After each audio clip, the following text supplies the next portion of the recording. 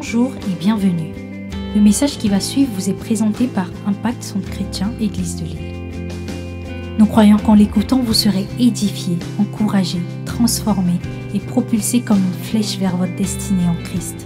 Nous vous souhaitons une excellente écoute et que Dieu vous bénisse. Donc, nous sommes sur notre thème, la parole de Dieu est tout ce dont j'ai besoin. Est-ce que tu peux le dire avec conviction?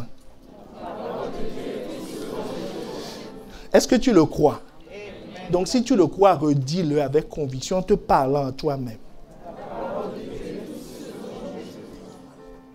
En effet, depuis plusieurs dimanches, nous sommes en train de parler de la parole de Dieu sous ses différents aspects. Et nous sommes en train de comprendre que Dieu ne peut rien faire dans ma vie si je ne reçois pas, s'il n'envoie pas sa parole. Tout ce qu'il fait, c'est d'abord précédé de sa parole. Donc c'est pour ça que nous nous intéressons depuis 3 dimanches aux interactions possibles que je peux avoir avec la parole de Dieu. C'est Jésus qui en parle dans une parabole. Et quand on parle de parabole, il est en train de dire que ce qu'il va révéler est un secret bien gardé depuis la fondation du monde. Donc c'est un scoop, ce qu'il va dire. Les gens ne le savaient pas. Joseph ne le savait pas. Moïse ne le savait pas. Ils l'ont vécu, mais ça n'a jamais été systématisé comme Jésus va nous l'enseigner. Est-ce que quelqu'un me suit? Donc, la parabole du semeur, qui est notre texte de base pour cette série, enfin ce sous-thème, nous explique les différentes interactions possibles qu'un homme peut avoir avec la parole de Dieu. Donc nous allons le lire ensemble, n'est-ce pas? Vous êtes prêts? Vous allez m'aider à prêcher? On va le lire ensemble. Donc Luc 8, le verset 5 à 8. 1, 2 et 3.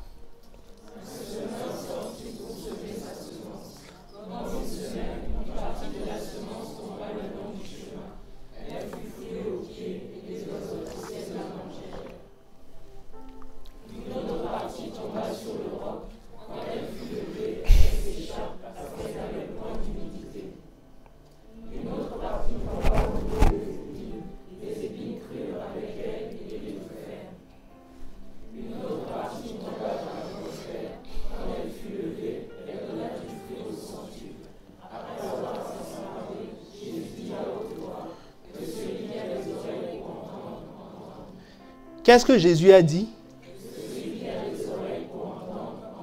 Vous êtes parfaitement synchro. Est-ce qu'on peut acclamer le Seigneur?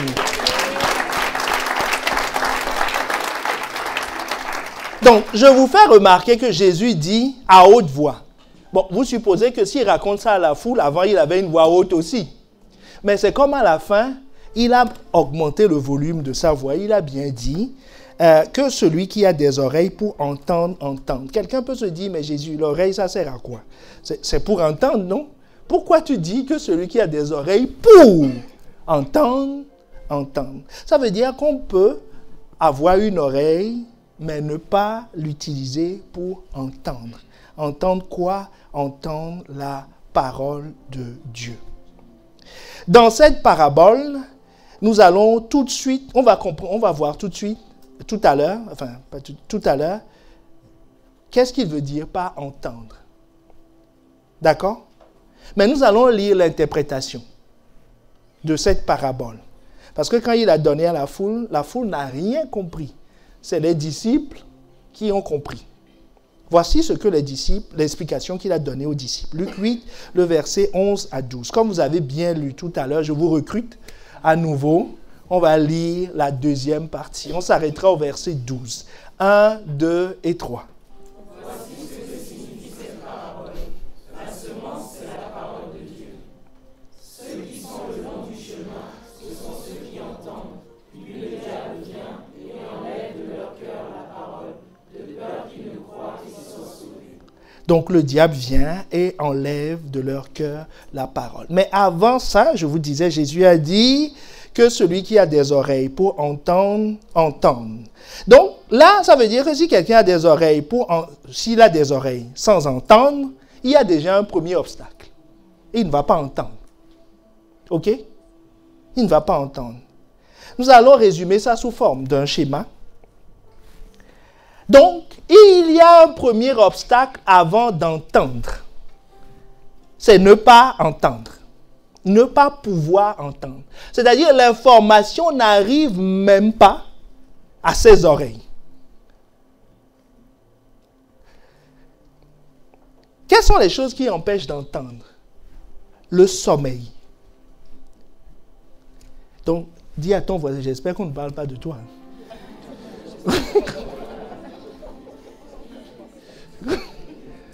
Le sommeil. Et il croit que c'est naturel.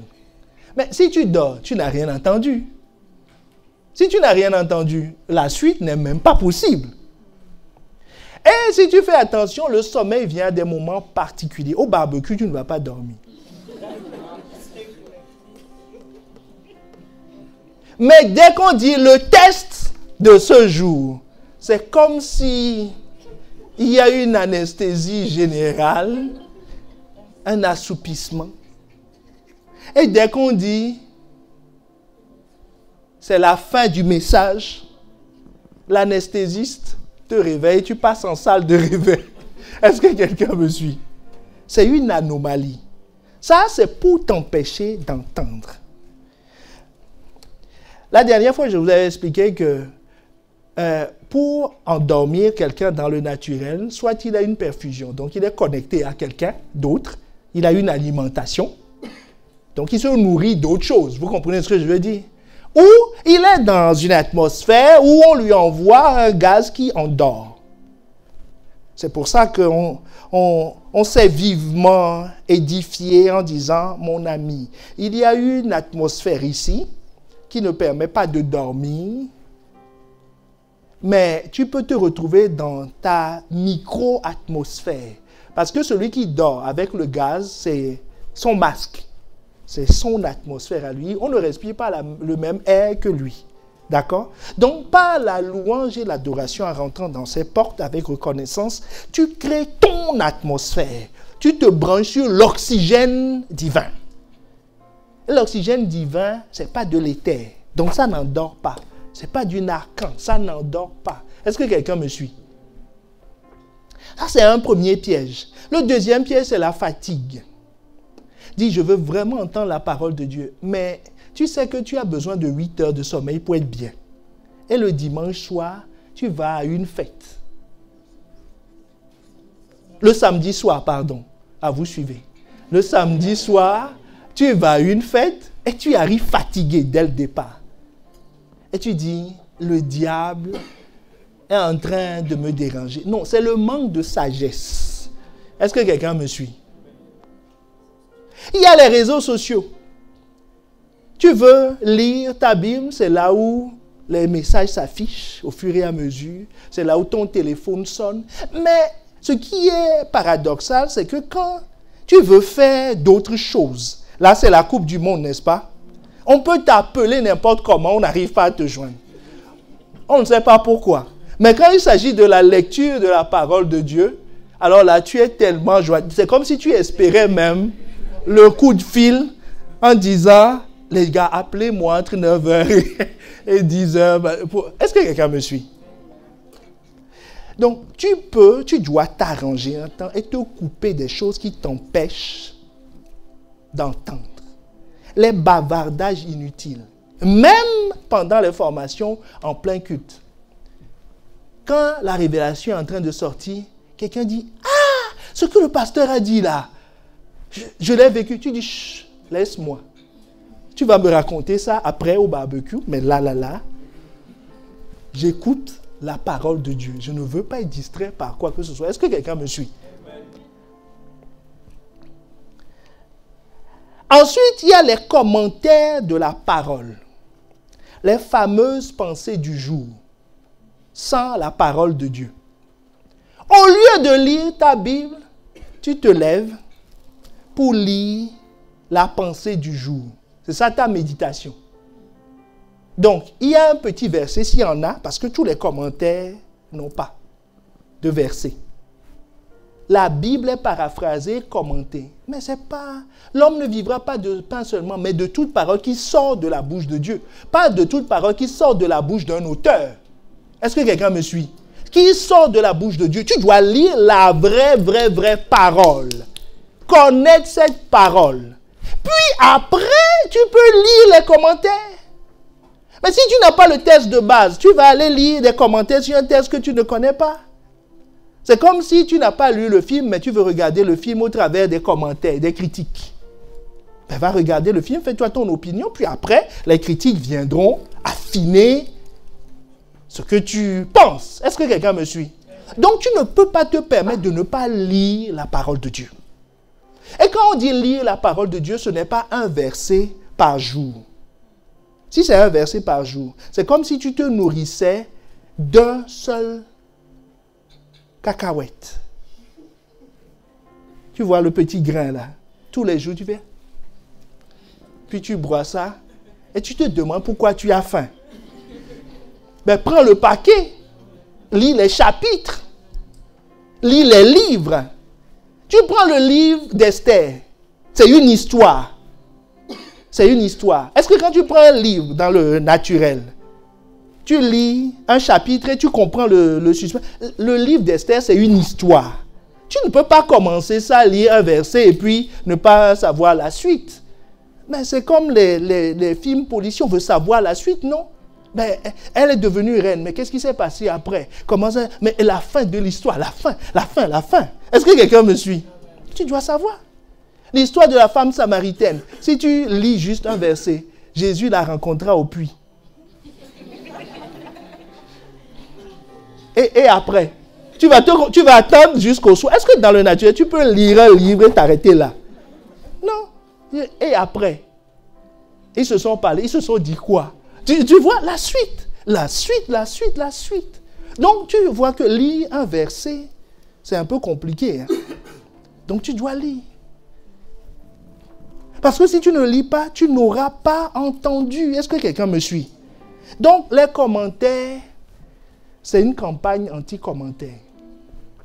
Lis ta Bible. Il y a des plans de lecture dans les applications. Ça t'oblige, ça t'encourage à lire. Par exemple, les évangiles. Tu connais les évangiles? Il y a un plan de lecture en 30 jours, mais lis. Après, il y a la Bible en 365 jours. Ça te fait lire 4 chapitres par jour. 4 chapitres par jour en 15 minutes, tu as fini. Hein? Tu as fini. Et tu auras appris quelque chose. Beaucoup de choses. Après un chapitre de certaines histoires, tu te dis, ah non, je ne peux pas m'arrêter sur un chapitre. Comment Abraham a fait la suite de l'histoire? Tu dis, bon, à la pause, tu dis, la suite de mon roman. Est-ce que quelqu'un me suit? Je dois écouter la suite. Non, ça ne peut pas s'arrêter là. Est-ce que ça parle à quelqu'un? Toutes ces distractions empêchent d'entendre la parole. L'autre distraction favorite de l'ennemi pour empêcher d'entendre la parole, c'est l'irrégularité aux réunions. Il vient à l'église un dimanche dans le mois pour pointer. Ben, les 3 autres dimanches, ce qui a été dit, tu n'as pas entendu. Est-ce que quelqu'un me suit? Tu n'as pas entendu. Tu vas dire qu'il y a une rediffusion. Il faut qu'on situe la rediffusion dans le contexte. Alors, la rediffusion, par définition, nous voulons que ce soit une rediffusion. D'accord? On l'a créé au début pour permettre aux gens d'écouter, de réécouter. Ce n'est pas pour dispenser. Donc, toi qui me suis, nous t'invitons au 340 avenue de la Marne. Est-ce que quelqu'un me suit? Est-ce qu'on peut acclamer le Seigneur pour ceux qui viendront par ce... Ce n'est pas pour favoriser le fait de rester à la maison. Parce que l'église, ce n'est pas que entendre la parole. Il y a la communion fraternelle. Et ça, jusqu'alors, technologiquement parlant, on ne passe pas... En tout cas, moi, je ne peux pas rentrer dans la fibre optique. Donc, si quelqu'un veut me voir, il faut que la personne se déplace. On ne peut pas faire de rencontre sur Internet. Il faut qu'on se voit physiquement. Et ça, c'est irremplaçable. Est-ce que quelqu'un me suit? C'est irremplaçable. C'est irremplaçable. Donc, je ne dois pas permettre que ce premier cas se réalise. Est-ce que quelqu'un me suit? Toutes les solutions, toutes les choses qui empêchent d'entendre dépendent de la volonté de l'homme. La solution, ce n'est pas la prière, c'est la volonté de l'homme. C'est pour ça que Jésus dit que celui qui a des oreilles pour entendre, entende. C'est-à-dire qu'il a le pouvoir d'entendre. Il dit, ça ne dépend pas de moi. Ça ne dépend pas de nous. Que lui, il entende. Amen. Donc, le deuxième obstacle, c'est là où la parabole, le fond de la parabole commence. Il dit, il y a un deuxième obstacle. Un deuxième obstacle. Nous allons relire ensemble le verset 12 qui va nous expliquer ce qui se passe réellement. Verset 12. 1, 2 et 3.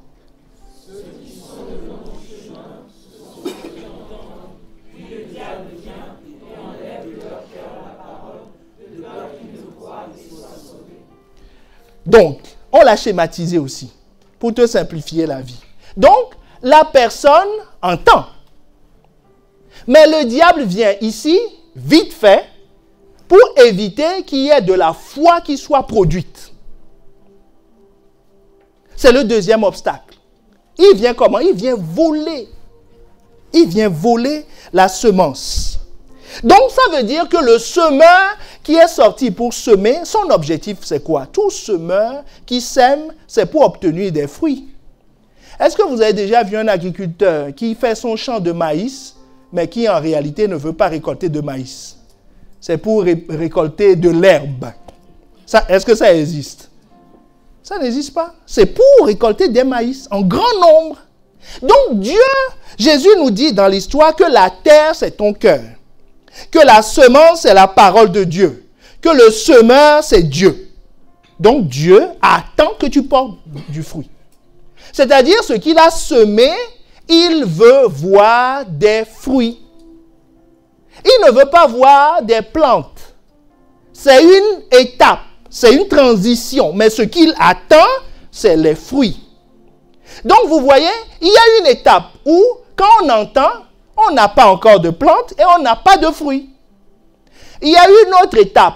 Quand on entend et que la semence rentre dans la terre, on espère une plante. Donc, on a une plante, mais on n'a toujours pas de fruits. Mais c'est déjà une bonne chose, c'est une avancée. Parce que c'est les plantes qui portent des fruits. S'il n'y a pas de plantes, pas de fruits. Donc, après, il n'y a pas de fruits. Mais la foi, maintenant, va nous conduire à des fruits. Et c'est ce que le semeur attend. Donc, si quelqu'un sème, mais n'obtient jamais de fruits, c'est ce qu'on appelle une stérilité. Est-ce qu'on est ensemble? Quand un couple attend un enfant, un couple marié dans les règles de l'art, que quelqu'un dise Amen. Voilà, attend un enfant, ce n'est pas pour que madame tombe enceinte. C'est ça l'objectif? Est-ce que c'est ça l'objectif? Qu'est-ce qu'on attend? Un enfant. Mais est-ce qu'on peut avoir l'enfant sans tomber enceinte? Même Jésus, sa mère est tombée enceinte. Donc, ce sera difficile d'obtenir le résultat sans passer par... tomber enceinte, enfin, tomber. On n'est pas tombé, être. Parce que si je dis tomber, vous allez me demander de quel côté? Vers l'avant, vers l'arrière. Bon, être enceinte, c'est une étape. C'est avoir une plante. Ça annonce un fruit. Mais vous savez que on peut mettre la semence n'importe comment dans une terre, des tonnes, des seaux de semences et ne rien obtenir. Si tu sèmes à la plage, est-ce que tu vas obtenir quelque chose? Jamais. Si tu vas semer dans le désert, tu n'auras rien. Tu n'auras rien. Le problème, ce n'est pas la semence. Le problème, c'est la terre. Donc, ici, il y a un premier cas que Jésus appelle le long du chemin. Jésus dit, la terre le long du chemin est une terre stérile. Quelle que soit la graine que tu mets là-bas, ça ne poussera pas. Est-ce que quelqu'un me suit? Donc, il y a une stérilité qui est liée à la terre. C'est ce dont nous parlons. Quand on dit la personne ne comprend pas, c'est une stérilité liée à la terre. La semence est posée, mais ça ne poussera même pas. Il n'y aura même pas de plante. Dans la suite, nous verrons, on peut afficher le schéma, dans la suite, nous verrons que, voilà, il y a d'autres types de stérilité. C'est-à-dire, la stérilité, rappelons-nous, semence, mais pas de fruits. OK? Première étape, c'est la terre.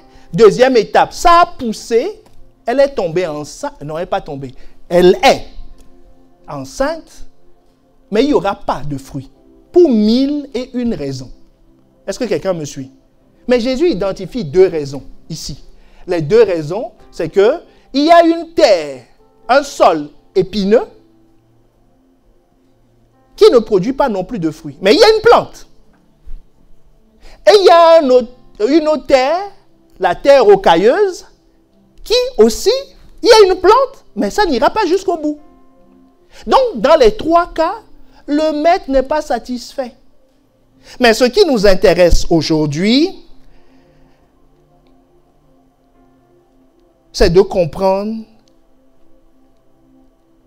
le cas du sol qui est infertile, qui est stérile. Ce type de sol qu'on appelle le long du chemin. Parce qu'il y a un sol, le 4e type de sol, qui est le sol idéal. Tout ce que tu mets produit. Donc, ma prière, c'est que tu sois cette terre-là. Tout ce qu'on met, ça produit. Tout ce qu'on met, ça produit. Ça produit, parce que c'est la bonne terre. D'où le titre de mon message. Tu as 3 titres au choix. Mais ça dit la même chose. Laisse la parole de Dieu te féconder. Ou laisse la parole de Dieu te pénétrer. Parce que le problème de cette terre, c'est que la graine ne rentre jamais dans le sol. Ou laisse la parole de Dieu rentrer en toi.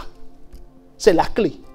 Si la semence ne rentre pas dans la terre, il n'y aura pas de plante. Tu peux jeûner, prier, sauter, faire tout ce que tu veux, il n'y aura pas de plante. Donc, pour pouvoir comprendre comment je peux me laisser féconder, comment je peux laisser la parole de Dieu, qui est la semence, rappelons-le, la semence, c'est la parole de Dieu. Rentrer en moi, il nous faut bien comprendre la stérilité, ce que c'est. De façon pratique. Savoir comment la semence, quelles sont les caractéristiques de la semence de la parole de Dieu. Deuxième question. Et la troisième chose, comment faire rentrer cette semence dans mon cœur, qui est la terre? Est-ce que quelqu'un me suit? Donc, je rappelle, c'est quoi la stérilité? Je dois bien comprendre ça. Qu'est-ce qui caractérise la semence de Dieu? Parce que la semence est une chose particulière. Il faut savoir comment ça fonctionne. Si tu ne le sais pas, tu ne sauras pas la traiter comme il faut. Et la troisième chose, c'est comment cette semence va rentrer dans mon cœur. Parce que cette question est très importante. Jésus, Nicodème, qui est un chef du peuple, est venu voir Jésus. Il dit, Jésus, je vois que tu fais beaucoup que Dieu est avec toi, que tu es un homme distingué. Jésus lui dit, effectivement, tu as raison, tu as bien vu. Et il dit, mais comment faire pour être comme toi? Jésus lui dit, il faut que tu naisses de nouveau. Nicodème dit, moi, à mon âge, rentrer à nouveau dans le ventre de ma mère? Jésus lui a dit, non. De toute façon, même si tu veux, ta mère ne voudra pas. Donc, il dit, comment cela va-t-il se faire? Jésus lui a expliqué. Donc, quand on te dit que ton cœur est la terre et que la semence doit rentrer en toi, c'est une question très sage que de se demander comment cela se fera-t-il? Est-ce que quelqu'un me suit? Comment cela se fera-t-il? Donc, la stérilité, qu'est-ce que c'est? La stérilité, c'est la Bible, enfin pas la Bible, le dictionnaire nous dit que c'est un végétal, l'état d'un sol ou d'un végétal qui est stérile. Jusque-là, ça va. Et ça continue en nous disant que c'est ce qui donne peu ou pas de fruits. Ils disent peu ou pas de fruits. Mais selon Dieu, c'est pas peu de fruits. C'est pas de fruits.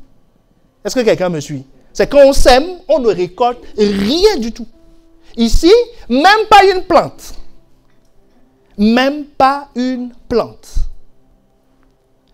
En pratique, à quoi ressemble une vie stérile? Est-ce que ça intéresse quelqu'un? Une vie stérile qui ne reçoit pas la semence.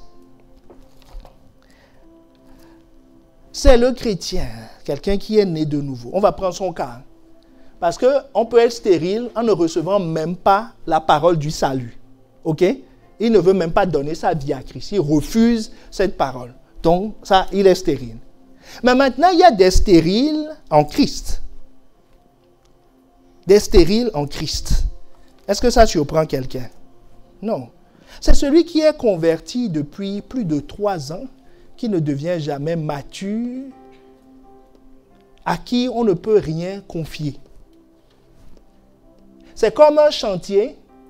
Tu viens tous les jours, le mur est toujours au même niveau. Ça veut dire qu'on a volé les briques hier. Ce qui a été posé hier a été volé. Les matériaux qui ont été enfouis ont disparu. Sinon, ça va monter. Donc, c'est quelqu'un dont la vie ne progresse pas. Il y a 5 ans, il se demandait est-ce qu'il fallait aller à l'église tous les dimanches. Ça fait 5 ans qu'il se pose cette question. On est toujours au même point. Ça fait 5 ans qu'il se demande doit-on donner la dîme, ne pas donner la dîme? Il est fondamental, c'est un problème. Ça fait 5 ans qu'il doute. Est-ce que Dieu m'a réellement sauvé? Est-ce que je vais au ciel? Et 5 ans qu'il tourne en rond. Il ne progresse pas. Il est, deuxième critère, dans un perpétuel recommencement. Ça veut dire qu'on le vole. Est-ce que quelqu'un me suit? Ça veut dire qu'on le vole. Il ne progresse pas. Ça fait 5 ans qu'il entend des messages, mais la seule chose qu'il a retenue, c'est que Jésus est venu mourir pour nous et qu'il est sauvé. Et que Dieu a pitié de lui. C'est tout. Tout le reste. Comment Dieu va t'aider dans ton foyer? Comment il va t'aider dans ton travail? Pourquoi il t'a sauvé? Ça, il ne comprend toujours pas. C'est pas qu'on n'a pas dit. C'est-à-dire, il a été exposé à la semence. Est-ce que quelqu'un me suit? Il est exposé à la semence, mais ça ne pousse pas. Les messages, les séries d'enseignements qu'il reçoit, ça ne produit aucun changement en lui. Il a écouté plein de messages. Il connaît tous les titres. Il connaît les pasteurs. Il les visite. Les pasteurs ne le connaissent pas son nom. Mais rien ne change. Il a demandé des conseils. On lui a donné des conseils. On a prié pour lui. On avait identifié quelques démons qui ont été chassés au nom de Jésus. Mais le problème demeure. Il ne porte pas de plainte. Ça fait 5 ans qu'il prie 5 minutes par jour. Ça ne progresse pas.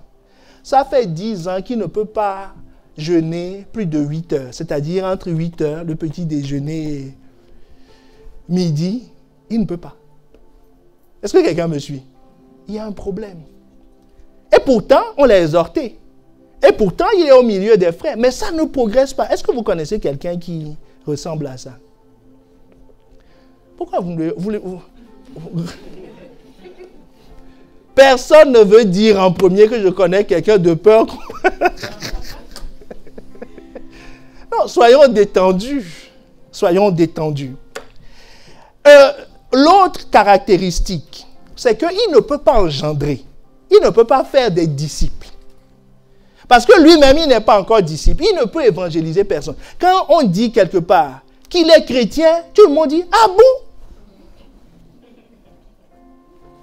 Ah bon, on ne savait pas. Heureusement que tu le dis. Hein?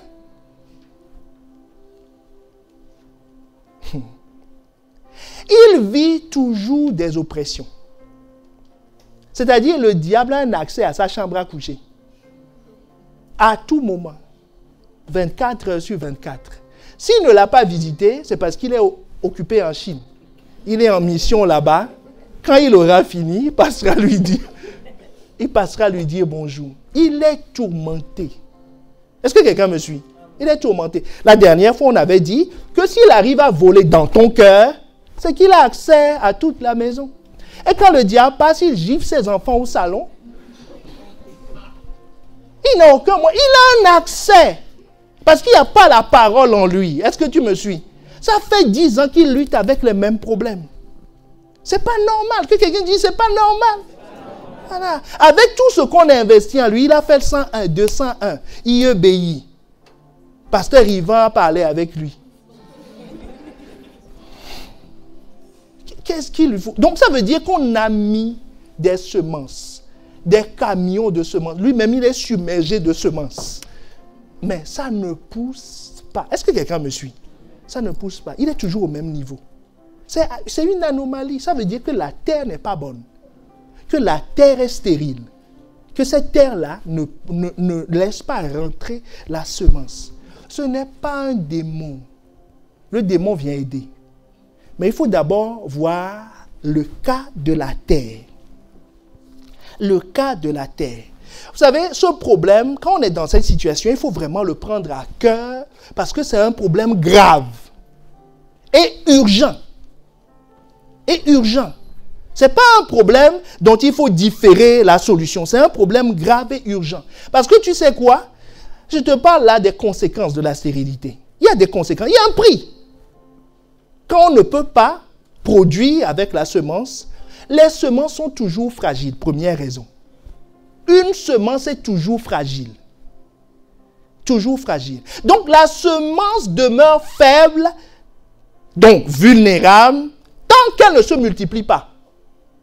La sécurité de ce que tu as entendu aujourd'hui, c'est que ça pousse, que ça devienne au moins une plante dans ton cœur.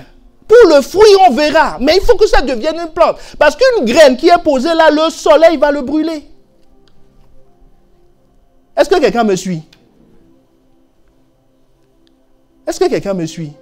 Chez un homme, si le cycle, il n'y a que des adultes ici. Rassurez-moi, il n'y a pas de si. Mais si la semence n'est pas utilisée, le cycle passe, c'est fini. Est-ce que quelqu'un me suit? C'est fini. Mais s'il y a une grossesse, c'est parti pour 9 mois. Est-ce que quelqu'un me suit? La semence est sécurisée. Donc, ce que tu reçois ce dimanche, si tu ne l'intègres pas, dimanche prochain, tu reviens bredouille. Est-ce que quelqu'un me suit? Si tu ne... Oh, tu vas croire que non, j'ai gardé ça sur la paillasse, oui. Va ramasser la semence sur la paillasse, tu vas voir que... Oh, tu vas dire, mais qu'est-ce qui s'est passé? Les fourmis sont... Ça, c'est les voleurs, hein. Les fourmis ont mangé le truc, les cafards ont fait pipi dessus. Enfin, tu dis, mais... Une semence doit s'ingurgiter vite. Parce que c'est en toi que c'est en sécurité. Si ce n'est pas en toi, c'est fragile. Est-ce que quelqu'un me suit? C'est fragile. La deuxième raison pour laquelle il ne faut pas être stérile, il ne faut pas que ton cœur, ton terrain soit stérile, c'est que c'est une arme anti-intrusion diabolique. Parce que celui qui a ce type de terrain, la Bible nous dit que le diable vient, Luc 8, le verset 12, et enlève. Il vient et enlève de leur cœur la parole. Il enlève d'où? De la partie la plus sécurisée de ton être. Proverbe 4, 23. Garde ton cœur plus que toute autre chose, car de lui viennent les sources de la vie. Si quelqu'un arrive à voler dans ton cœur, c'est que la personne a accès à tout.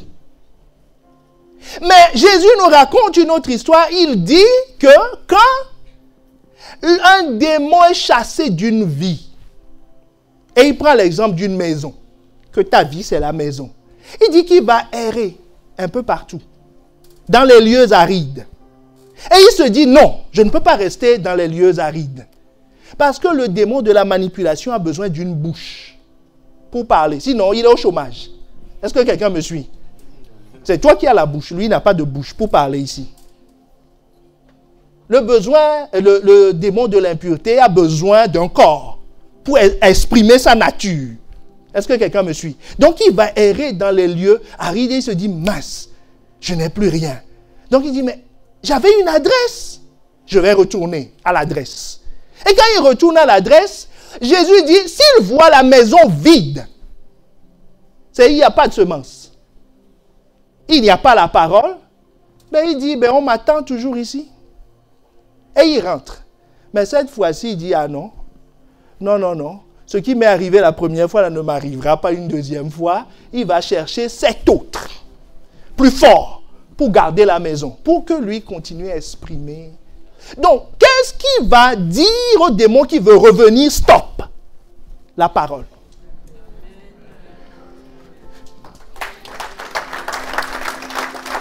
Est-ce que quelqu'un me suit? C'est la parole qui est en toi.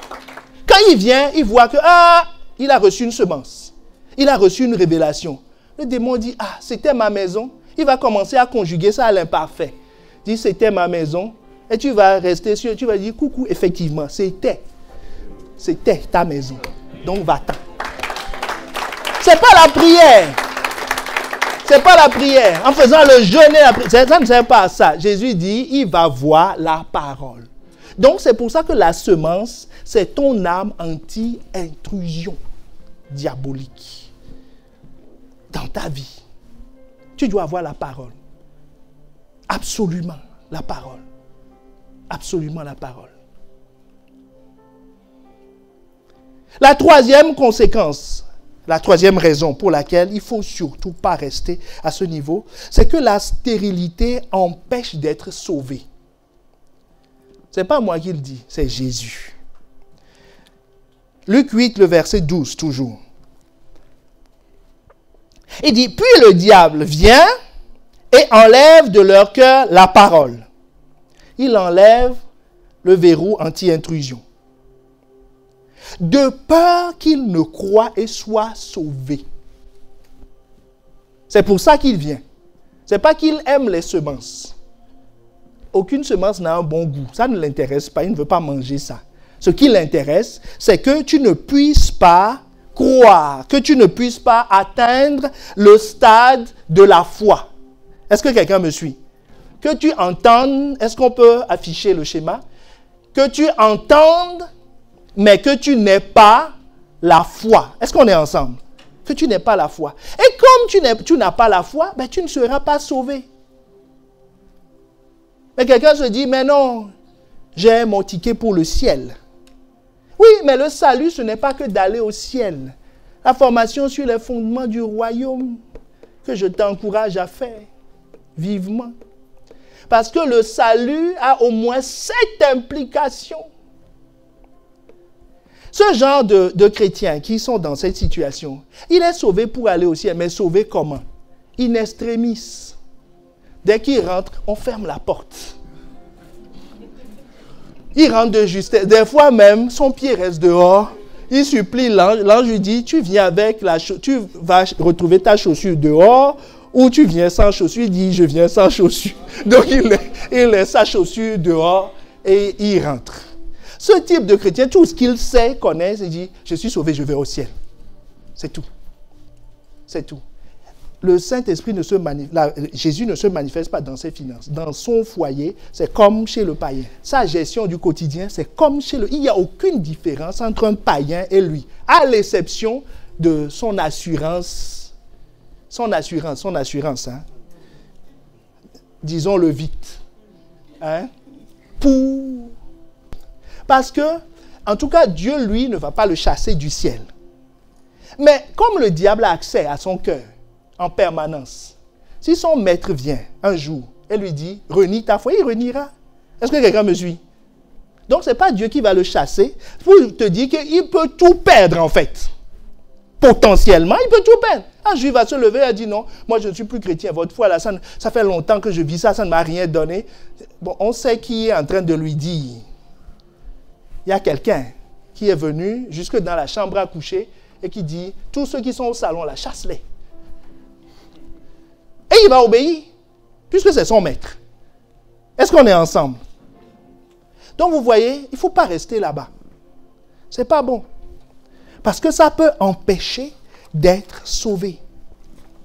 savez, il y a sauver dans le sens vivre pleinement, ces choses. On raconte qu'il y a une dame, c'est la maîtresse et sa servante. Donc, la servante n'était pas une terre stérile, dans le sens qui repoussait la parole. Elle ingurgitait la parole, elle acceptait. Elle vivait, c'était un témoin. Et sa maîtresse, par contre, se dit, j'ai mon ticket pour le ciel et tout ça. Donc, elle ne se préoccupait pas trop de la foi, elle n'a pas le temps, voilà, tout ça. Et elle est morte. Donc, elle est allée au ciel. Et à sa grande surprise, on lui a donné une chambre de bonne dans le ciel. Donc, elle était là-bas. Et elle se plaignait en disant, non, je suis à l'étroit, c'est pas comme chez moi sur la terre. Mais les anges disent, mais tu n'es pas chez toi, ici, on est au ciel, quoi, tu comprends? Tu n'es pas chez toi sur la terre. Et elle dit, oui, mais j'espère que c'est temporaire. On dit, non, c'est pas temporaire, hein, c'est l'éternité. C'est pour l'éternité. Et puis elle voit sur une montagne là-bas une villa. Et puis elle dit, mais la villa est vide. Est-ce que je ne peux pas déménager, aller habiter? Là, je dis, ça ne fonctionne pas comme ça ici. Que la villa est préparée pour ta servante. Elle dit, quoi? Ma servante. Elle va aller habiter la villa. Elle dit, oui, elle a porté du fruit. Est-ce que quelqu'un me suit? Elle a porté du fruit. Donc ici, villa pour l'éternité. Mais toi, quels sont tes fruits? Rien. Donc, Kajibi pour l'éternité. Et elle voulait dire, c'est pas juste. Là, je lui dis, écoute, on ne parle pas comme ça ici. Hein? Tu vas te calmer, on ne parle pas comme ça ici. Est-ce que quelqu'un me suit? Donc, vous voyez que son salut n'est pas complet. Son salut n'est pas complet. Mais que ton salut soit complet. Que ton salut soit complet. Ce qui caractérise ce sol non fertile, ce sol stérile,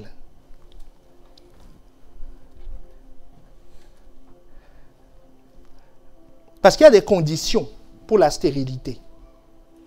Les conditions, c'est d'abord le terrain. Et un terrain, nous l'avions dit il y a 2 dimanches, que le terrain est défini par ses limites, par les bornes.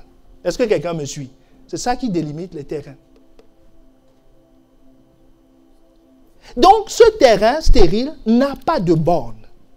En tout cas, n'a pas les bornes que Dieu a fixées. A d'autres bornes, mais pas les bornes que Dieu a fixées. Et nous avions identifié 5 bornes. La parole de Dieu. Donc, c'est quelqu'un qui vit sans la parole de Dieu. Il n'a pas de père dans la foi. Il n'a que des pères naturels. Il ne vit pas la communion fraternelle. Pour lui, c'est une option. Moi, je viens à l'église, j'écoute la parole, je rentre chez moi. Le reste, je m'en fous. Il est libre, quoi. Un libre penseur. Bon. Donc, il n'a pas de borne. Il n'a pas d'église. Il a un endroit où il va, mais il ne peut pas dire, c'est mon église. Et sa conscience n'est pas pure.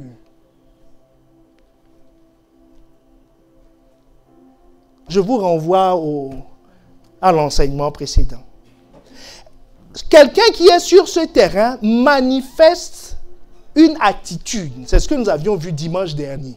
Cette attitude est la clé qui dit cette personne est potentiellement une terre stérile ou pas. Son attitude, c'est quoi? Luc 8, le verset 5, nous dit que la semence chez lui est foulée aux pieds. Il ne donne pas une très grande valeur à la semence. Il méprise la semence. Il méprise la semence comment? Par la familiarité. Il veut décider de la semence alors que c'est Dieu qui sème. Il y a des choses qui l'intéressent, d'autres ne l'intéressent pas. Il veut choisir. La troisième chose, il ne valorise pas le canal par lequel la parole arrive jusqu'à lui. C'est ces choses que nous avions dites la dernière fois. La quatrième chose, c'est qu'il a la culture du fast gospel, comme le fast food. Les semences ne l'intéressent pas trop. Lui, il veut tout de suite des résultats. Il veut être riche, il veut être guéri, il veut vivre dans le confort, il veut que le diable ne vienne plus le déranger la nuit, mais les conditions que ça n'arrive pas, ça ne l'intéresse pas. Il veut tout de suite un résultat. Il veut que ses enfants soient les meilleurs, qu'il ait une percée sur le plan professionnel. Il ne vient chercher que ça. Mais quand on lui parle de semence, ça ne l'intéresse pas. Donc il foule cette semence du pied. Et la cinquième raison, dans son attitude, la cinquième manifestation de cette attitude, c'est qu'il ne cherche pas à avoir plus. Est-ce que quelqu'un me suit? Il ne cherche pas à avoir plus. Il se contente du peu. Or, si tu as le peu, donc le minimum que tu puisses avoir, c'est la semence. Et nous avions dit, une semence seule va dépérir. Il faut qu'elle se transforme, c'est-à-dire tu dois chercher à avoir plus de paroles en toi, plus de connaissances, plus de communion fraternelle, plus d'église, plus de pureté de la conscience, plus de paroles. Est-ce que quelqu'un me suit? Mieux connaître les pères.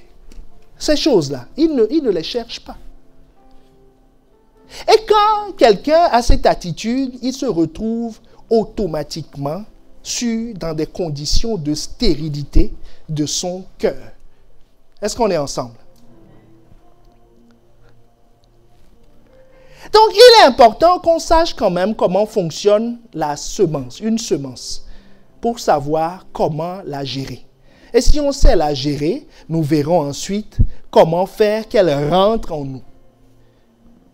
Une semence a une particularité.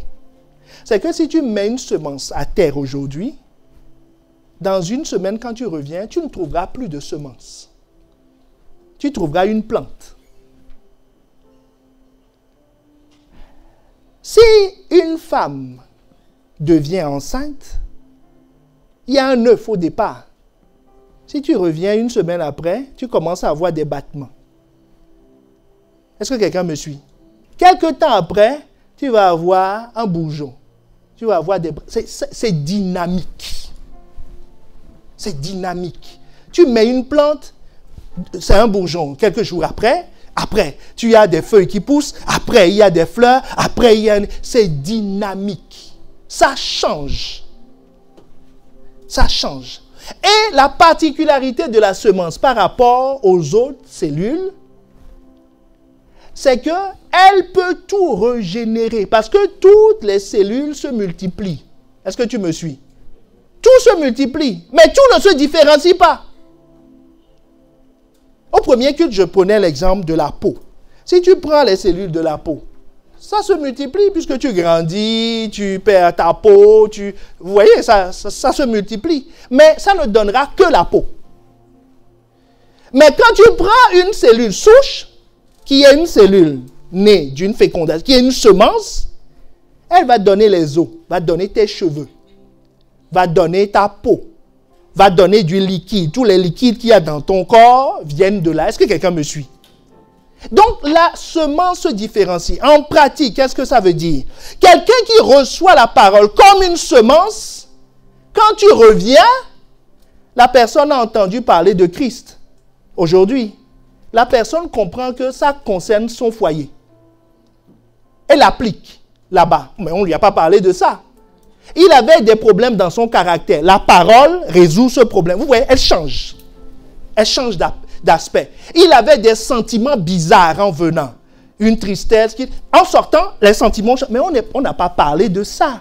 Ça veut dire qu'il a une parole, il a une semence. Et que cette semence se différencie en toutes sortes de choses. Il était désordonné en écoutant la parole. Il commence à devenir ordonné. Il dit, mais qu'est-ce qui m'arrive? Il dit, mais c'est l'effet de la semence. C'est en train de produire différentes choses dans ta vie. Celui qui reçoit ça est en train de recevoir une semence. Mais celui qui ne reçoit pas la parole comme une semence, il est toujours sur la même thématique. Il est devenu spécialiste dans les finances du royaume, mais en matière de sainteté, nul. Il est devenu expert dans le service, toutes les techniques pour accueillir, pour faire ci, ça, il est expert. Mais comment triompher du diable? Toujours pas. Mais il devient de plus en plus expert dans son domaine. Donc ça veut dire que ce n'est pas une semence qu'il a attrapée. Est-ce que quelqu'un me suit? Ce n'est pas une semence. Parce que si c'est une semence, tu vas voir, ta vie sera contaminée. Les choses qui te manquent, elles régénèrent. Elles régénèrent. 1 Pierre 1, le verset 23 nous dit, puisque vous avez été régénérés, non pas par une semence corruptible, mais par une semence incorruptible. On dit, vous avez été régénérés. Tout votre être vient d'une semence, la parole de Dieu. Jean 1, le verset 3 nous dit, toutes choses ont été faites par elle. Et rien, on dit toute chose. Que quelqu'un dise toute chose. Donc, quel que soit le problème que tu as, une semence suffit. Une semence suffit. Tu n'as pas besoin d'autre chose. Une semence suffit. Si c'est les os qui te manquent, ça va te donner les os. Si c'est tu manques d'affection, elle va te consoler. Si tu as été blessé, ça va te guérir. Si tu es malade, ça va te guérir. Quelque chose, parce qu'elle se différencie. Est-ce que quelqu'un me suit? Elle peut tout régénérer. Et elle se multiplie, comme je l'ai dit. Mais l'autre chose que la semence fait, c'est que quand elle rencontre une terre favorable, elle engendre quelque chose de différent, mais de la même espèce. La semence de Dieu va manifester les caractéristiques de Dieu chez toi.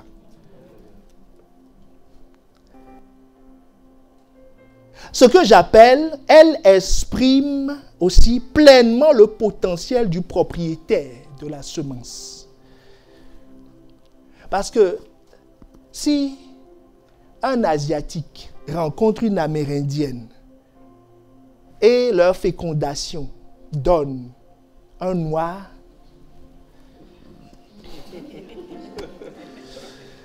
il faut un bon avocat et un professeur de médecine qui doivent se concerter pendant plusieurs jours pour sortir l'argumentation, pour expliquer le pourquoi de cette alchimie.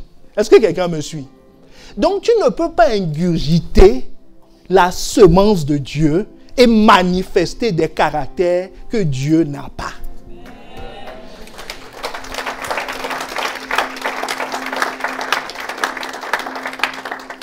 C'est pour ça que dans Jean 1, le verset 14, la Bible nous dit, « Et la parole a été faite chair.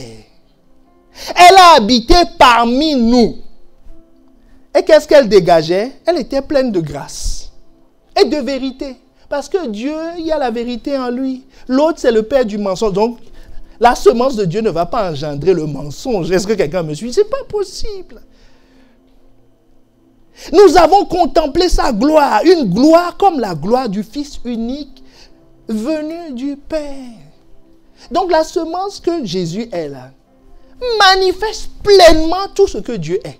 Donc si tu ingurgites cette semence, les gens vont dire c'est pas Dieu qui passe. Tu dis oui. Tu dis mais c'est Dieu qui est passé. Pourquoi? Parce que je suis son fils. Je suis son fils. Tu veux que je ressemble à qui? Tu veux que j'exprime quoi? Je suis son fils. J'exprime ce que le propriétaire de la semence qui m'a donné est. C'est pour ça que comme Dieu n'est pas triste, tu ne peux pas être triste. Tu ne peux pas. Parce que c'est ça que la semence fait. Donc tu comprends, c'est de la semence dont tu as besoin. Parce qu'elle exprimera en toi pleinement ce que Dieu est. Et la cinquième chose que la semence est. Donc on récapitule. Première chose, la semence peut tout régénérer. Deuxième chose, elle se multiplie. Troisième chose, lorsqu'elle rencontre une terre, elle engendre quelque chose de différent, toujours. Tu ne dois pas rester dans le même état dans ta vie. Ça doit changer. Quatrième chose, elle exprime pleinement le potentiel du propriétaire de la semence. Et la cinquième chose, et ça c'est la bonne nouvelle, parce que c'est ça qui va nous permettre maintenant de savoir comment traiter cette semence, c'est que la semence est une personne. C'est très simple. Si c'est une graine, il te faut un sol. Si c'est une personne, il faut la recevoir. Vous voyez, c'est important de savoir quel type de semence j'ai. Si tu insémines une graine à un être humain, on va t'attraper pour maltraitance et violence. Et si tu mets la semence d'un animal par terre, c'est une anomalie. Parce qu'il faut savoir ce que c'est que la semence, pour savoir comment la gérer. Est-ce qu'on est ensemble? La semence de Dieu est une personne, en chair et en os. Il est venu habiter maintenant, il n'est plus en chair et en os, mais c'est une personne. Jean 1, le verset 1 à 4.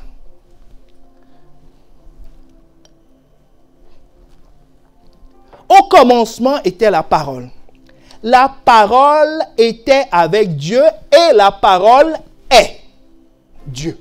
Était Dieu. Est-ce que quelqu'un me suit? La parole était Dieu. Et Jésus nous dit quoi? Que la semence, c'est la parole de... Et au verset 3, toutes choses ont été faites par elle. Donc il y a un pronom, comme on traite ça comme une personne. La semence est une personne.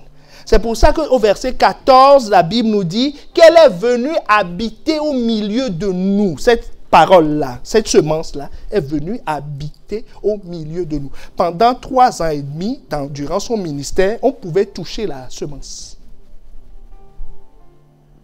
Mais ce n'est pas fini. Même quand il est parti, le Saint-Esprit est là. Là, sa parole est là. Nous pouvons toucher cette semence. C'est une personne. C'est une personne. Donc, si c'est une personne, donc, quand nous voulons répondre à la question, mais comment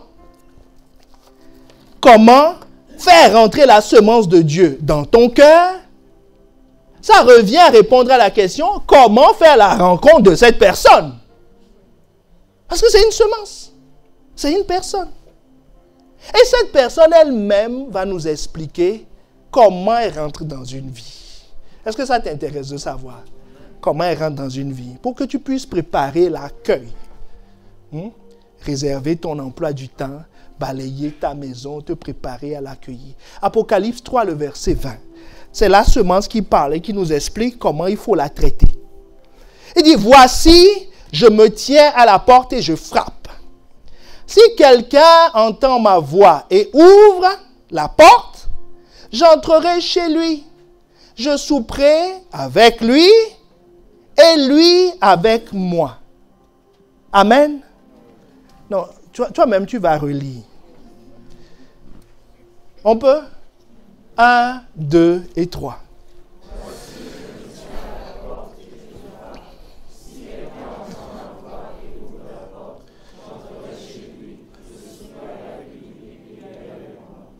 C'est la parole, c'est la semence qui parle. Là. Il dit, je vais venir, mais je me tiens à la porte. Il dit, je frappe. C'est à toi de m'ouvrir ou de ne pas m'ouvrir. La parole frappe comment? La parole, frapper à la porte de quelqu'un, c'est interpeller la personne qui est à l'intérieur. Donc la parole dit, je frappe. Je ne fracasse pas les portes. Je ne passe pas par la fenêtre. Et je ne mets pas de sirène dehors. La seule chose que je fais, c'est... Après, il peut faire... Mais il dit, tu entendras quelque chose à ta porte. Est-ce que quelqu'un me suit? Et il dit, pas n'importe quelle porte. La porte de ton cœur. Donc, ton cœur a une porte. OK? Ton cœur a une porte. Donc, c'est toi qui as la clé. Tu fais rentrer qui tu veux. Elle t'interpelle comment? Elle t'interpelle par les panneaux de signalisation que nous avions vus. Tu écoutes la parole, tu dis, mais c'est ma vie ça. Oh, quelqu'un a renseigné le pasteur. Tu te dis, mais comment il sait? Lui, il ne sait rien. C'est la parole qui est en train de t'interpeller. Il est en train de frapper à ta porte. Il dit, tu as entendu, hein? C'est de toi dont on parle. Quand on parlait de la sagesse, on avait dit la sagesse crie. Elle crie fort. Elle se tient au coin de la rue.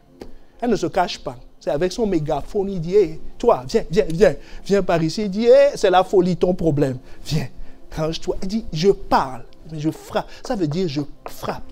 Tu as des panneaux qui t'interpellent quand tu lis la parole, quand tu écoutes la parole. Elle t'interpelle. C'est Jésus qui est en train de frapper à ta porte. C'est la semence qui te dit, j'ai créé la rencontre. Tu voulais être fécondé, me voici. Dis maintenant, c'est à toi de jouer. Je suis là. Dis, je suis la semence de Dieu. Dis, écoute, qu'est-ce que tu fais quand Jésus frappe à ta porte? Il y a plusieurs situations. Il y en a qui disent, c'est qui? Il dit, c'est Jésus. Il dit, ah, Jésus, ça va? Ça va? Je t'aime bien. Tu es beau aujourd'hui, hein? Il parle de la pluie et du beau temps avec lui, mais en le laissant dehors. Et en partant, il lui dit, écoute, j'ai un problème d'argent. Est-ce que tu pourras m'en rapporter? Il dit, c'est moi l'argent aussi. Mais si je ne rentre pas chez toi, je ne peux pas. Il dit, non, dépose ça devant la porte. Jésus dit, non. Moi, je sais que le voleur passe, que le coin est dangereux. Je ne laisse pas mes affaires dehors. Je rentre dans une vie. Et quand je rentre dans une vie, je viens avec tout ce que je suis. Amen. Est-ce que quelqu'un me suit? Donc, il frappe. Chaque fois que tu es interpellé, tu entends la parole qui t'interpelle. Tu te dis, non, c'est pas vrai. Il faut que je change. Il faut que je m'adapte. C'est Jésus qui frappe à la porte. Et il y en a même qui n'écoutent même pas ce qu'il dit. Quand il dit, ils disent, c'est qui? Il dit, c'est Jésus. Il dit, reviens demain. C'est-à-dire, ce que tu m'as dit aujourd'hui, là, je n'ai pas trop le temps. Je suis jeune. Ou je ne suis pas encore vieux. Ou, vous comprenez? Il dit, je comprends. Il dit, je comprends, j'ai la révélation, mais je le ferai demain. Donc tu dis, Jésus, reste un peu à la porte. Jésus dit, non, il va pleuvoir, je vais partir. Il dit, tu ne vas pas rester ici, il ne va pas rester à t'attendre à la porte. Est-ce que quelqu'un me suit? Donc, quand il t'interpelle, écoute. Écoute. Comment il va t'interpeller en pratique au quotidien? La Bible te dit que, on a dit l'interpellation, c'est par la parole. Romains 10, verset 14. Comment donc invoqueront-ils celui en qui ils n'ont pas cru? C'est un raisonnement à l'envers. D'accord? Il dit, comment invoqueront-ils celui en qui ils n'ont pas cru? Il commence par la fin pour aller au début. Et comment croiront-ils en celui dont ils n'ont pas entendu parler? Et comment entendront-ils s'il n'y a personne qui prêche? Est-ce que quelqu'un me suit? Bon, on va le lire dans un ordre plus simple. Et comment entendront-ils parler s'il n'y a personne qui prêche? Et comment croiront-ils en celui dont ils n'ont pas entendu parler? Comment donc invoqueront-ils celui en qui ils n'ont pas cru? Si tu n'as pas de contact avec la parole, comment tu serais interpellé? Dis-moi, tu es dans le jardin, on frappe à la porte. Comment tu vas entendre? Ou tu es dans le garage, comment tu vas entendre? Est-ce que quelqu'un me suit? C'est pas possible. Il faut que tu sois en contact avec la parole. Quelle parole? La parole écrite. Il faut que tu lises ta Bible. Un verset par jour n'est pas suffisant pour t'interpeller totalement. Tu dois lire. Tu dois connaître la Bible. Tu dois lire, et ça t'interpelle. Si tu n'écoutes jamais les messages, comment tu seras interpellé? Parce que la Bible te pose la question, si on ne leur dit pas, comment sauront-ils? C'est évident. C'est évident. Si tu n'as jamais été à l'auto-école, comment tu sauras qu'il y a un panneau sens interdit? C'est pas possible. On ne naît pas avec, tu es né avec. Non, tu n'es pas né avec. Il faut qu'on te le dise. Si tu n'as pas été à l'école, tu sauras qu'un plus 1 égale à 2. Il faut quelqu'un pour te le dire. Est-ce que quelqu'un me suit? Donc il faut que tu te laisses interpeller par la parole. C'est comme ça que Jésus frappe. Mais la question c'est, est-ce que la parole de Dieu t'interpelle? Est-ce que tu l'entends? Est-ce que tu l'écoutes? Là est la question.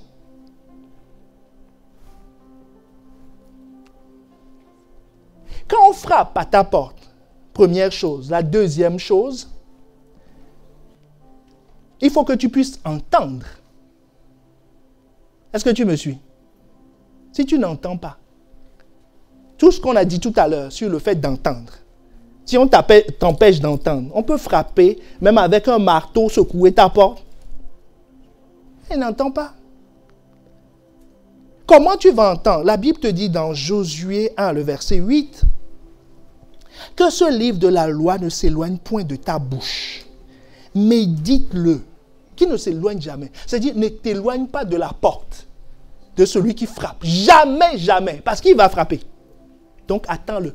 Quand tu attends quelqu'un à la maison, Tu sais que le livreur a dit livraison entre 8h et 13h. Hein? Tout le monde connaît ça, non? Est-ce que c'est là où tu vas faire tes courses? En disant au livreur, en mettant un mot sur la porte, appelez-moi. Mais tu ne fais pas ça. Tu réserves ton emploi du temps et tu attends. Il dit, médite ce livre, jour et nuit. Parce qu'il peut appeler la nuit. Il peut appeler le jour. Il peut t'interpeller à tout moment. Il n'a pas d'heure. Hein? Jésus n'est pas aux 35 heures. Ça, il peut te parler de 1001 manières.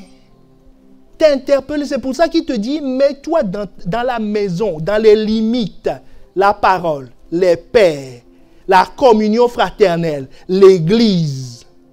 Il y en a qui sont convertis, ce n'est pas moi qui leur ai prêché l'évangile, c'est quelqu'un de l'église. Certains sont venus eux-mêmes, c'est la communion fraternelle qui les a interpellés. Est-ce que quelqu'un me suit? Donc Dieu parle de 1001 façons. Il va t'interpeller. Est-ce qu'on est ensemble? Il va t'interpeller. Mais il faut que tu puisses entendre. Il dit médite. Médite. Méditer veut dire ruminer. Nous tous ici, nous savons méditer. Hein? C'est penser continuellement à la pensée. Tu repasses ça dans ton cœur. Bon, pour aller vite, quand il y a une situation qui te fait peur, tu vois comment tu médites dessus. Quand tu es sous la douche, tu médites.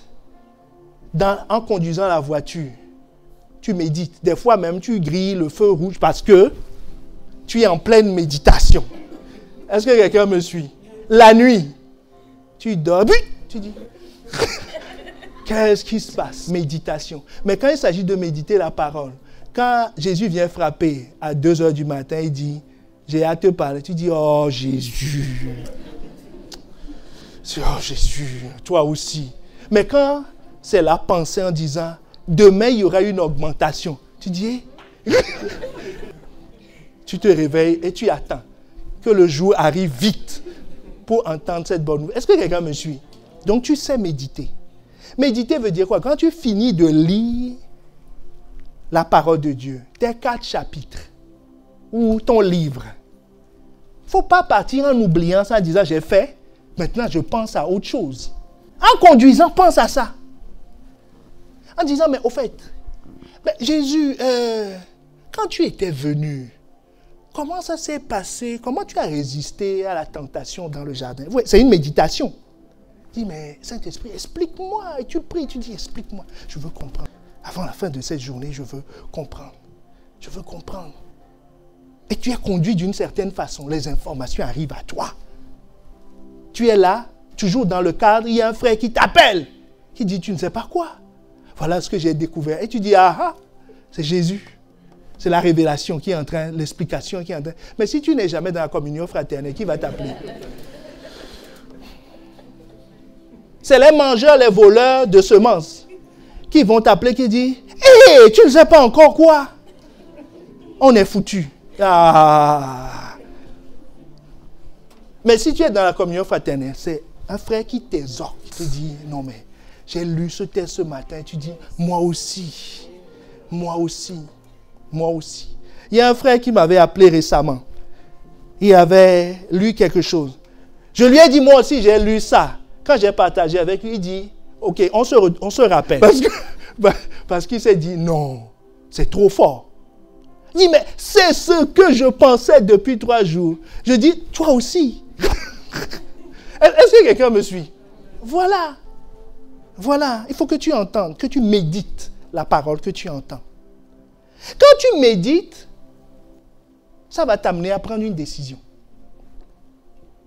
Tu ouvres, tu t'adaptes ou tu ne t'adaptes pas. Puisque tu as compris maintenant de quoi il s'agit. Je fais ou je ne fais pas.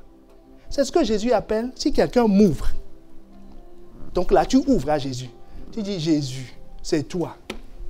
Viens, ouvre la porte. Et quand tu ouvres, la semence qui était dehors rentre chez toi. À la maison. À la maison. Tu ouvres comment? En étudiant la parole. en essayant de comprendre, en disant, ce que j'ai médité là, je suis arrivé à des conclusions, parce que la méditation conduit toujours à des conclusions. Ces conclusions-là, je décide de les appliquer à ma vie. Je décide de rendre ma vie conforme à ce que je viens d'entendre. Autrement dit, j'accepte que cette parole rentre dans ma vie. J'accepte. Et si j'accepte qu'elle rentre dans ma vie, je suis en train d'étudier. Esdras nous dit, Esdras 7, le verset 10 nous dit, car Esdras avait appliqué son cœur à étudier et à mettre en pratique la loi de l'Éternel. C'est-à-dire, ma lecture du matin, je dois l'appliquer. Ce n'est pas une activité intellectuelle. C'est pour l'appliquer à ma vie. Je dois obéir à ça. Et il appliquait donc son cœur à étudier, à mettre en pratique la loi de l'Éternel et à enseigner au milieu d'Israël les lois et les ordonnances. Ça nous ramène au deuxième point, à enseigner. Ça veut dire que s'il a lu, écouté, il a médité, il a étudié et mis en pratique. Maintenant, il est capable d'enseigner. Ça veut dire qu'il a retenu ce qu'il a étudié. De l'abondance du cœur, la bouche parle. Donc ça veut dire que cette chose, il l'a mémorisée. Mémorisée. Mais mémoriser dont on parle, ce n'est pas dire... Romains 10, 17 dit quoi déjà? Vous ne savez pas. Mais ce n'est pas grave. C'est bien si vous pouvez le savoir. Mais ce n'est pas grave. Mais ce que Romains 10, 17 dit, tu dois le savoir. Ça par contre. Comme tu es capable de raconter une histoire que tu as lue. Est-ce qu'on te demande c'est à quelle page déjà ce paragraphe? Est-ce que c'est au milieu, en haut de la page? On n'en a pas besoin. Ce n'est pas vital. C'est bien si tu peux savoir. Mais ce n'est pas vital. Ce que Romains 10, 17 dit, la foi vient de ce que l'on entend. Ce que l'on entend, c'est la parole de Christ. Tu dois le savoir ça. Parce que ça doit t'accompagner toute la journée. Si tu oublies ça, tu vas aller attraper une autre fois. Donc tu dois savoir ça. Donc ce que tu as tiré de ta méditation, à midi, tu ne dois pas l'oublier. Tu ne dois pas l'utiliser, l'oublier. Ce n'est pas usage unique. C'est pour ta vie. Ça doit demeurer en toi. Vous voyez, c'est pour ça que celui à qui la semence est toujours volée, qui n'a jamais accueilli la semence en lui, quand tu lui demandes qu'est-ce que tu as appris, il dit toujours les mêmes choses. D'année en année, de mois en mois. Parce que ce n'est pas retenu. Est-ce que quelqu'un me suit? Donc, la quatrième étape, c'est la mémorisation. C'est-à-dire, la parole fait maintenant partie de toi. Quand tu parles, c'est la parole qui sort. Quand tu réfléchis, c'est la parole qui sort. Parce qu'elle fait partie de toi. C'est ça que Jésus dit. Il dit, si quelqu'un m'accepte, je rentrerai chez lui. Quand il m'ouvre, je rentre chez lui. Mais il dit, ce n'est pas tout. On va avoir un repas. C'est la soupe. Jésus dit, lui d'abord, il va m'inviter. C'est lui qui paie le premier tour. Puis après, la deuxième tournée, c'est moi. Est-ce que quelqu'un me suit? Première tournée, c'est toi qui invite Jésus, qui communie avec lui. C'est-à-dire, tu lui dis, Jésus, viens, voilà le salon, voilà la chambre à coucher, voilà ma buanderie, voilà mon garage, voilà, tu le promènes dans la maison. Tu laisses la parole pénétrer chaque segment de ta vie, sans restriction. Sans restriction. Tu lui présentes tout, du grenier jusqu'à la cave. Tu manges avec lui à la même table. Vous mangez le même repas. Puis, Jésus va t'inviter. Il va dire, mais aujourd'hui, on était chez toi. Demain, pas chez moi. Est-ce que quelqu'un me suit? La parole devient toi. Tu commences à vivre les réalités. Tu es chez Jésus, Jésus est chez toi. Vos maisons fusionnent, vos biens fusionnent, tout fusionne. Comme la plante qui pousse devient un avec le sol. Est-ce que quelqu'un me suit? Si tu fais ça, ta vie va radicalement changer. Il y a une plante qui va sortir. Il y a une plante qui va sortir. Est-ce que quelqu'un me suit? Donc, pour récapituler, pour récapituler, comment je fais rentrer la semence? Je dois savoir que la semence est une personne et que cette personne vient et elle frappe toujours à une porte, à la porte de mon cœur. La porte de mon cœur, elle frappe par l'écoute et la lecture de la parole. La deuxième chose, c'est que la semence, j'entends sa voix en méditant. Plus je médite, ça s'amplifie en moi. Je suis habitué à sa voix. Et j'ai le choix maintenant. En essayant de comprendre la parole, l'histoire d'Esther que j'ai lue, j'ai pensé ça toute la journée. J'essaie de comprendre, mais c'est qui Esther? Je vois qu'il y a des choses dans sa vie. Vous voyez, je suis en train d'étudier. Il y a des choses qui me ressemblent, il y a des choses qui concernent, j'étudie. Quand je fais ça, j'ouvre la porte. Et j'arrive à la conclusion que cette femme, Esther, elle a choisi de suivre Dieu indépendamment des avantages qu'on aura. Et tu te dis, mais c'est ma situation. Bon, si j'ai des avantages, on me propose ça. Mais on me demande, qu'est-ce que je choisis? Je vais choisir Dieu comme Esther. Est-ce que quelqu'un me suit? En faisant ça, j'ai ouvert la porte. J'ai dit, Jésus, viens dans ma vie, c'est toi que je veux. Je suis fou de toi. C'est toi que je veux. Je veux que tu sois dans... Et quand il vient, il faut lui ouvrir ta maison. Comme la femme samaritaine a ouvert sa maison. Jésus allait visiter la chambre de ses maris, qui était fermée au public. Jésus a dit, viens, on va aller là. Elle a dit, oui, viens, on va visiter cette chambre. Elle a visité. Et Jésus a commencé à se révéler à elle. Donc le premier repas, c'est toi. La première invitation, c'est toi. Si tu invites Jésus, vous mangez une fois, ta vie a changé. Lui, il va t'inviter la prochaine fois et tu vas voir le repas. Ta soupe là, de légumes que tu lui as servi la première fois, quand tu vas aller manger à sa table, tu vas dire, hey, il y a des choses comme ça. Jésus va dire, oui, ça c'est l'entrée. Est-ce que quelqu'un me suit? Est-ce que tu veux vivre cette expérience? Tout dépend de toi. Il est à la porte. Il frappe. Laisse-le entrer. C'est la semence, en chair et en os. Et une semence qui rentre dans une vie, elle peut tout donner. Mais elle ne donne rien quand elle est dehors. Est-ce qu'on peut se lever et prier? Est-ce que quelqu'un a reçu quelque chose? Est-ce que quelqu'un sait maintenant comment traiter cette semence? Comment traiter cette semence? Comment traiter cette semence? Si tu as envie de la traiter, élève la voix. Élève simplement la voix.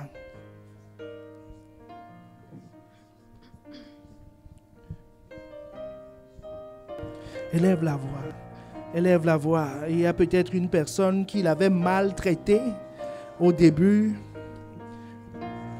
Jésus est venu frapper à sa porte. Il lui a dit, non, reviens demain, je vais réfléchir.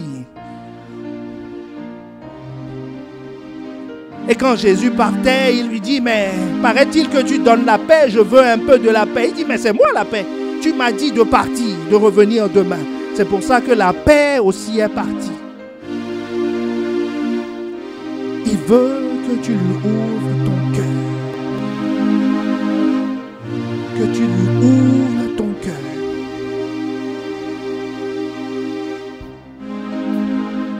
Si tu es ici et que tu n'as jamais donné ta vie à Christ, il t'a interpellé à plusieurs reprises. Tu te dis, ces gens-là, ils vivent quelque chose de particulier. Moi aussi, je veux vivre la même chose. Jésus dit, c'est moi la chose que tu veux vivre. Donc il dit, je frappe à la porte. Me laisseras-tu entrer? Et le laisser entrer, c'est de lui dire, Jésus, viens dans ma vie. Il dit, ta vie, c'est ton cœur. Parce que ta vie tient ses sources dans ton cœur. S'il y a quelqu'un ici qui n'a jamais donné sa vie à Christ, qui reporte ça depuis plusieurs fois, c'est l'occasion. L'occasion t'est donnée. L'occasion t'est donnée. L'occasion t'est donnée. Lève simplement la main là où tu es en disant, Seigneur, aujourd'hui, je veux te laisser rentrer. Je veux te laisser rentrer. Je veux te laisser rentrer. Est-ce qu'il y a quelqu'un ici? Je sais qu'il y en a. Il t'a interpellé de 1001 façons. Et tu sais que ce qu'il dit est vrai, est véritable. Mais tu te dis, j'ai le temps. J'ai le temps. On ne peut pas faire attendre le Dieu de l'univers et lui dire, Jésus va faire un tour et revient. Ce n'est pas possible. Alors que les yeux restent fermés, les têtes baissées, S'il y a quelqu'un ici qui, au son de ma voix, entend cette parole et qui dit c'est encore Jésus qui vient frapper à la porte de mon cœur, lève simplement la main là où tu es. Il y a une personne extraordinaire qui va rentrer dans ton cœur. Il y a une semence qui manifeste les caractères de Dieu. Qui manifeste les caractères de Dieu. Qui va rentrer dans ton cœur.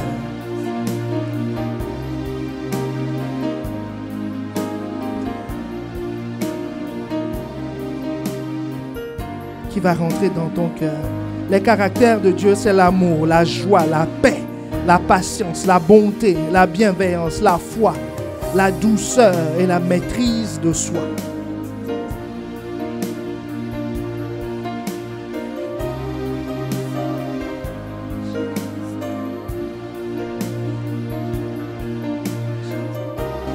Je vais te demander un effort supplémentaire. Sors des rangs. Sors des rangs pour faire cette rencontre. Si tu as levé la main, sors des rangs. Ouvrir une porte est quelque chose de réel. Alors que nous gardons nos yeux fermés et que nous prions, accepte-le, accepte-le. Laisse son invitation. Il y a quelqu'un qui veut rentrer chez toi.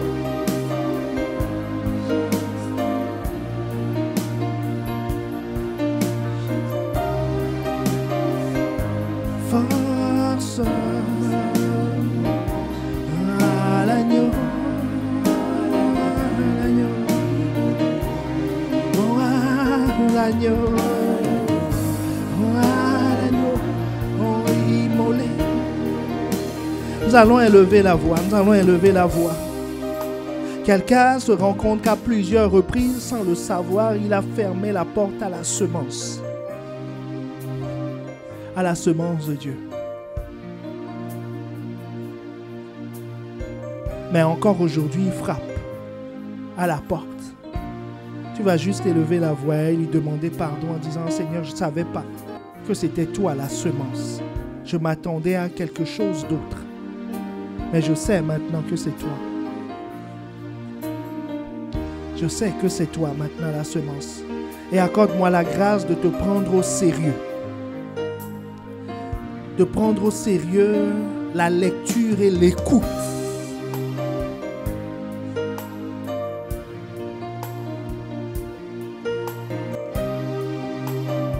Dis-lui que tu veux prendre au sérieux la méditation et l'étude.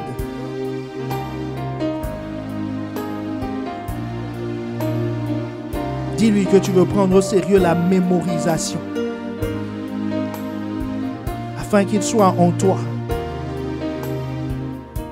Afin de souper avec lui. Et que lui soupe avec toi. Que la semence devient un avec ta terre. Avec ton cœur. Avec ton cœur. Avec ton cœur. Avec ton cœur. Avec ton cœur. Avec ton cœur. Élève la voix et supplie, supplie, supplie. Seigneur, je veux vivre cela. Je veux vivre cela. Que ta semence fasse un avec mon cœur. Avec mon cœur. Avec mon cœur. Avec mon cœur. Avec mon cœur. Avec ma vie. Que ce ne soit plus deux choses distinctes. Mais que ce soit une seule chose. L'unique. L'irremplaçable.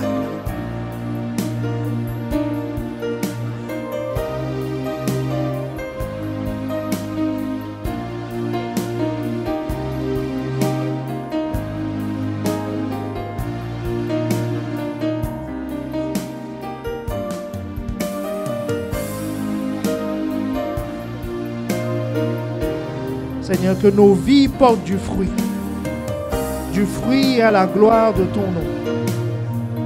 Un fruit qui te ressemble, qui ressemble au Père.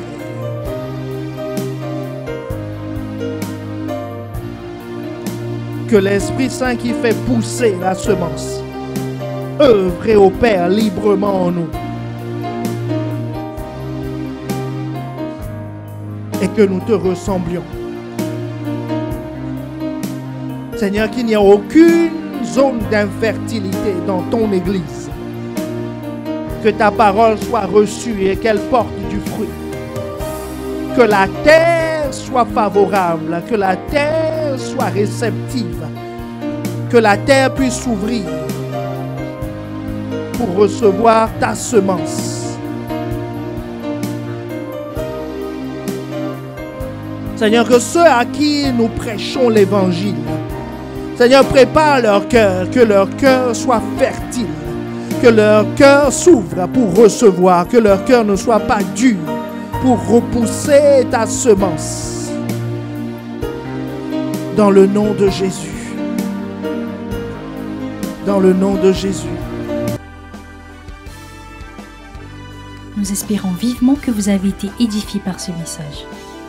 Pour en savoir plus sur notre Église, rendez-vous sur notre page Facebook Impact Centre Chrétien-Campus Lille ou téléphonez-nous au 33 7 83 88 23 16.